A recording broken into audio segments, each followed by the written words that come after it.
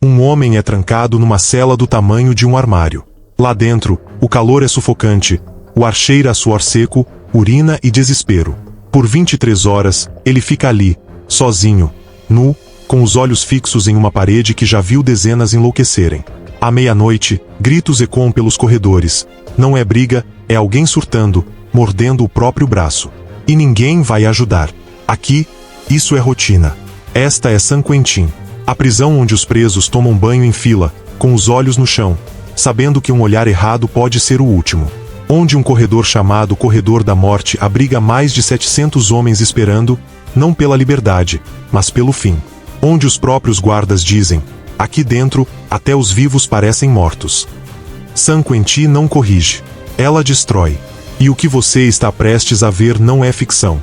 É o retrato cru de uma realidade que os Estados Unidos preferem esconder. Mas se você acha que já viu tudo, espere até conhecer os segredos que existem por trás dessas muralhas. Porque depois de entrar em San Quentin, ninguém sai igual. Se é que sai. O portão se abre com um rangido metálico que corta o silêncio. 3 homens descem algemados de um caminhão blindado. Eles não olham para os lados. Sabem que em San Quentin, o menor sinal de fraqueza vira sentença. Um guarda grita ordens com voz seca. Outro empurra com o cotovelo um preso que hesitou por meio segundo. É o ritual de entrada. Frio. Violento. Desumanizante. Fundada em 1852, San Quentin foi construída com as mãos de prisioneiros acorrentados. Desde então, o que mudou foi só a forma de punir. Hoje, são mais de 3.000 homens trancados ali. Alguns estão há décadas. Outros, recém-chegados. Mas todos aprendem rápido. Nessa prisão, não existem segundos chances. Nem respiro. As celas são minúsculas. 2 homens dividem um espaço onde mal cabe um. O chão é manchado, o colchão fino, os canos pingam água ferrugenta. À noite, ratos atravessam os corredores como se também fossem internos. E quando um preso grita pedindo ajuda, raramente alguém responde. Aqui dentro, o silêncio não é ausência de som, é a regra de sobrevivência. Em cada canto há marcas de décadas de dor. Pichações nas paredes, olhos fundos demais para serem recentes, cartas rasgadas no chão. Um preso que chegou ali com 22 anos, hoje aos 47, ainda dorme com os sapatos nos pés, caso precise correr. Só que em San Quentin, não há para onde correr. E tudo isso é apenas o primeiro dia, porque o verdadeiro castigo ainda nem começou. Em San Quentin, o dia começa às 4 da manhã. Não com um despertador, mas com gritos. Um preso está vomitando sangue no bloco D. Outro chora baixinho, repetindo o nome da mãe. Os guardas passam, olham, mas não param. Aqui, se você sobreviveu à noite, é porque ainda serve para algo. Às 5 horas, os detentos recebem uma bandeja metálica com um pão murcho, café ralo e algo que deveria ser carne, mas parece plástico quente. Eles comem rápido, olhando para o nada, em silêncio absoluto. Falar pode causar conflito. E conflito pode custar caro. Depois, vem a hora do sol. Mas não se engane. O sol em San Quentin não aquece, ele vigia. Os presos são levados para pátios cercados por muralhas e arame farpado, vigiados por torres com atiradores armados. Não é liberdade. É uma pausa na tortura de concreto. Cada passo precisa ser calculado. Cada olhar, medido. Um piscar errado pode ser lido como desafio. E quando os presos voltam para a cela, são revistados como se fossem animais selvagens voltando de uma caçada. À tarde, alguns trabalham por centavos em fábricas internas. Outros ficam trancados, contando os azulejos da parede, repetindo o mesmo número há anos. E ao cair da noite, o que resta é esperar que o sono chegue antes dos gritos. Em San Quentin, o tempo não cura. Ele corrói. A rotina aqui não transforma. Ela reduz. Até que o homem que entrou, desapareça por dentro. Um homem está sentado no canto da cela. Ele não fala. Não pisca. Não se move. Faz 3 dias que está ali, encarando o mesmo ponto na parede. O nome dele era Anthony. Mas agora os guardas o chamam apenas de 104B. Ninguém sabe se ele ainda sabe quem é. Em San Quentin, o maior inimigo não são as facas improvisadas, nem os ataques inesperados. É a mente. Porque aqui dentro, o tempo se arrasta como uma serpente invisível, sufocando aos poucos. O silêncio pesa. Os dias são cópias exatas uns dos outros. E a cela, pequena, úmida, sufocante, vira um espelho deformado, onde cada pensamento ecoa 10 vezes mais alto. Muitos presos falam sozinhos. Outros criam mundos imaginários para escapar da realidade. Um escrevia cartas todos os dias para a filha, mesmo sabendo que ela morreu há 5 anos. Era a única maneira de continuar respirando. Outro desenhava relógios nas paredes para lembrar o que era o tempo, mesmo sem saber mais se era dia ou noite. A luz da cela é artificial, fraca, cansada, um fluorescente que nunca apaga, mas nunca ilumina de verdade. A comida tem gosto de pó, a água sai escura, e mesmo quando tudo está quieto, a mente continua gritando. E é aí que San Quentin revela seu verdadeiro poder. Ela não mata de uma vez. Ela desliga partes de você, aos poucos. Primeiro, a esperança. Depois, a sanidade. Por último, a identidade. E quando não resta mais nada, é quando ela começa a moldar o que sobra. No bloco East Block, as celas são mais estreitas, os passos mais silenciosos e o ar mais pesado. É ali que vive, ou sobrevive, a maior população de condenados à morte dos Estados Unidos. Mais de 700 homens esperando por uma sentença que, na prática, pode nunca acontecer. E essa espera é justamente o que mata por dentro. Eles chamam esse lugar de a prisão dentro da prisão. Lá, o tempo não corre. Ele afunda. Alguns presos passam décadas ali, sem saber se vão morrer amanhã, no ano que vem, ou se simplesmente apodrecerão naquela cela até o coração parar sozinho. A execução nem sempre chega, mas a angústia da espera chega todos os dias, sem falhar. As celas têm 2 metros por 1. Mal dá para deitar de lado. Não há contato físico. As visitas são separadas por vidro grosso. Os livros, limitados. O banho, com vigilância armada. Alguns homens ali já perderam dentes, cabelo, visão, mas continuam respirando. E isso é, talvez, a pior parte. Continuar existindo num lugar onde nada mais faz sentido. Um prisioneiro escreveu certa vez: "Eu prefiro a execução à indiferença." Outro tentou tirar a própria vida 5 vezes, sem sucesso. E quando perguntaram por quê, ele respondeu: "Porque aqui dentro, até morrer é difícil." San Quentin não pune apenas quem foi condenado. Ela cria uma espécie de morte em vida, uma zona cinzenta onde o corpo resiste, mas a alma é sugada, dia após dia. E no corredor da morte, não há gritos.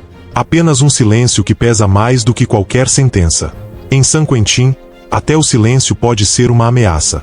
Um olhar errado. Um passo fora de hora. Uma palavra não dita. Tudo pode ser lido como desrespeito, provocação ou convite para o fim. Aqui, não existem inocentes, só sobreviventes. E para sobreviver, é preciso escolher um lado. Mesmo que esse lado nunca tenha sido seu. A prisão é dividida por códigos invisíveis. Raça, gangue, história. Cada grupo ocupa um território e impõe regras próprias. Os recém-chegados aprendem rápido. Neutralidade é sentença de morte. Ou você se alinha, ou você é apagado. Um preso latino que se recusou a se unir a nenhuma facção foi espancado até entrar em coma. E quando acordou, a primeira coisa que ouviu foi: "Agora você tem uma segunda chance. Não erre de novo." Em um dos blocos, um homem foi atacado por 5 detentos enquanto escovava os dentes. O motivo? Supostamente, ele havia falado demais no banho de sol. E quando os guardas chegaram, ele já não conseguia mais falar nada. Mas ninguém foi punido. Em San Quentin, a violência não é exceção. É parte da engrenagem. Os próprios guardas, muitas vezes, mantêm distância. Sabem que intervir pode provocar rebeliões inteiras. E às vezes, preferem deixar que os próprios presos resolvam. Um preso sussurrou certa vez: "Aqui dentro, você não vive com medo da morte. Você vive com medo da hora que ela vai chegar." Em San Quentin, a cela não te protege. A rotina não te salva. E o sistema, esse só observa enquanto você se desfaz. Muitos acreditam que San Quentin é um erro, uma aberração no sistema prisional americano. Mas a verdade é mais sombria. Ela é um modelo. Um laboratório de controle, submissão e lucro. Por trás das grades enferrujadas e dos gritos abafados, existe uma máquina que transforma sofrimento em estatística, e estatística em dinheiro. Os presos trabalham dentro da prisão por centavos. Costuram uniformes, fabricam móveis, limpam áreas contaminadas.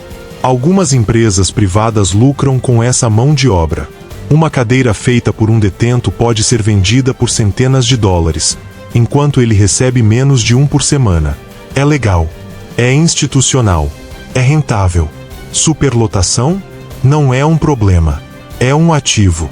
Quanto mais presos, mais verba o governo libera para contratos, equipamentos, segurança e serviços. E se parte dessa verba escorre pelos corredores escuros da corrupção, poucos se atrevem a investigar. Porque o sistema foi construído para continuar funcionando exatamente assim.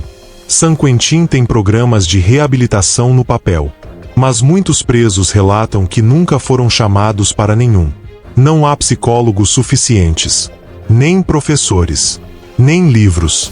Só o concreto, o barulho das chaves, e a sensação de que ali dentro, a justiça perdeu o caminho, ou nunca chegou.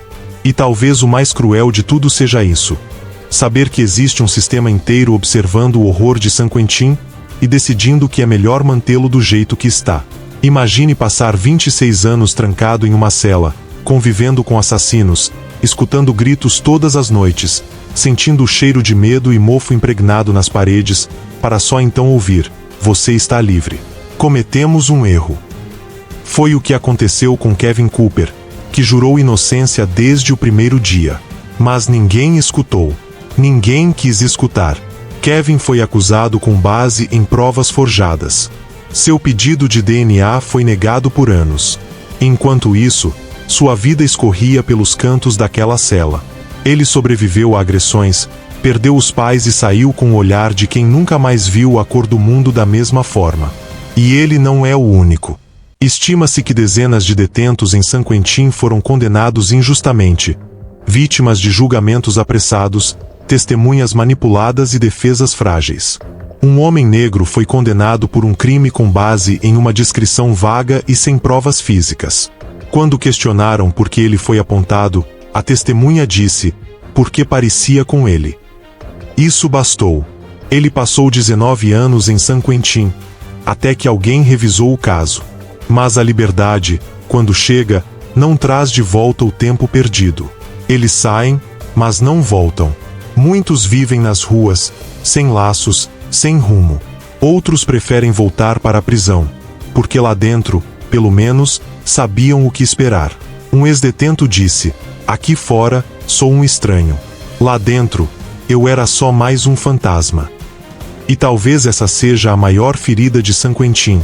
Ela não apenas pune culpados. Ela consome inocentes. E quando termina, devolve ao mundo algo que já não sabe mais viver.